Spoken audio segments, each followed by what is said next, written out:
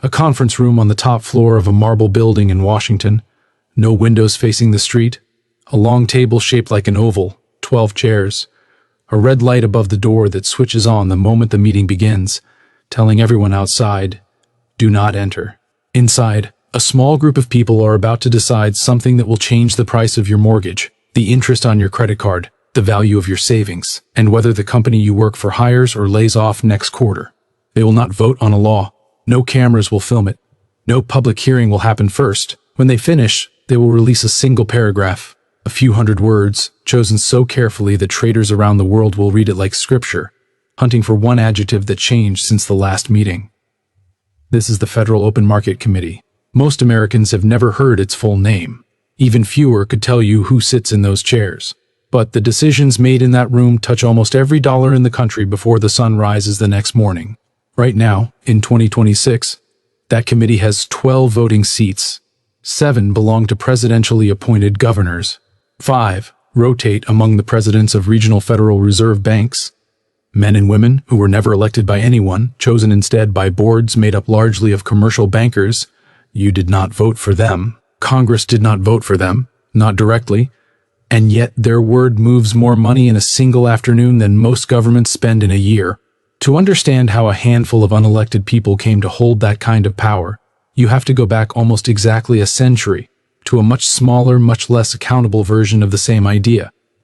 After the Federal Reserve was created in 1913, nobody fully understood what it was for.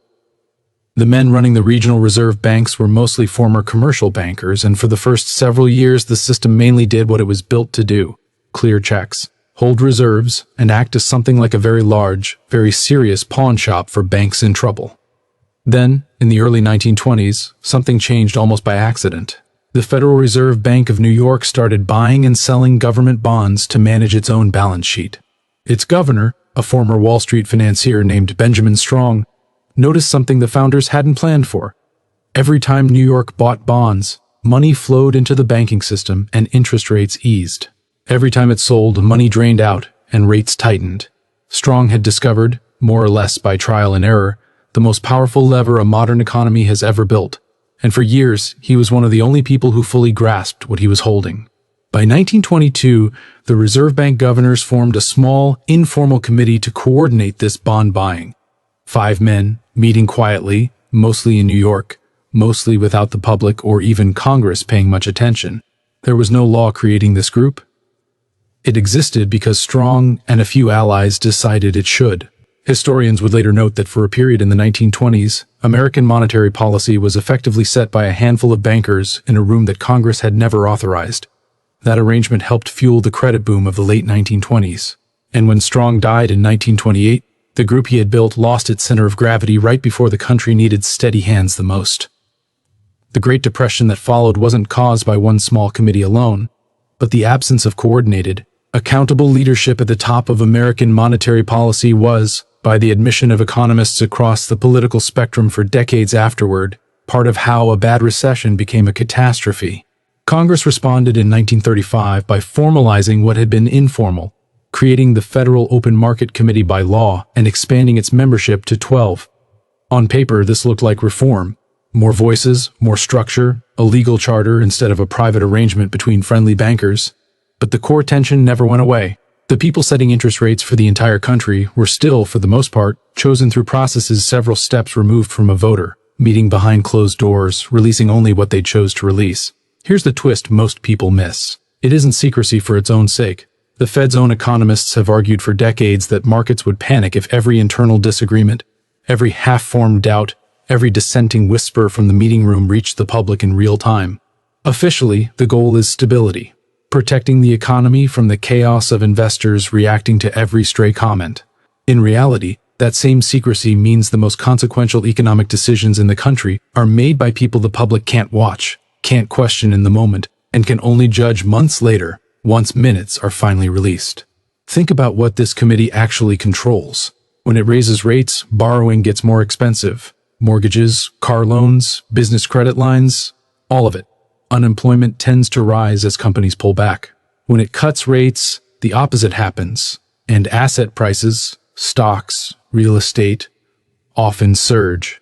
In 2008, In 2020, this committee effectively decided who would be bailed out and who would be left to fail, moving trillions of dollars with statements measured in dozens of words. No other body in American government, elected or otherwise, holds that much leverage over ordinary people's daily lives with that little public deliberation.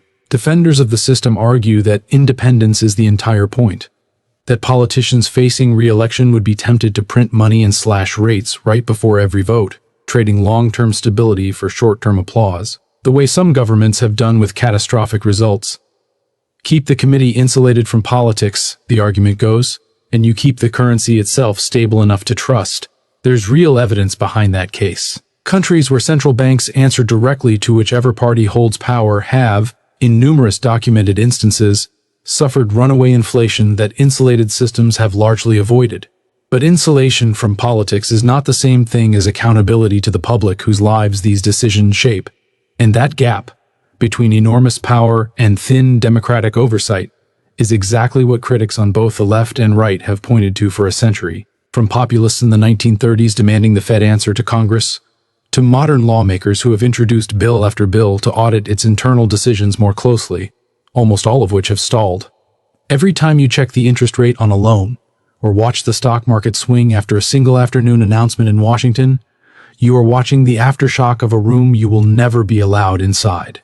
The 12 chairs are still there, the red light still switches on, and somewhere in the transcripts the Fed eventually releases, years after the fact, buried in dry procedural language, sits the exact sentence, spoken by exactly one person around that oval table, that quietly moved billions of dollars before anyone outside the room ever knew a decision had been made.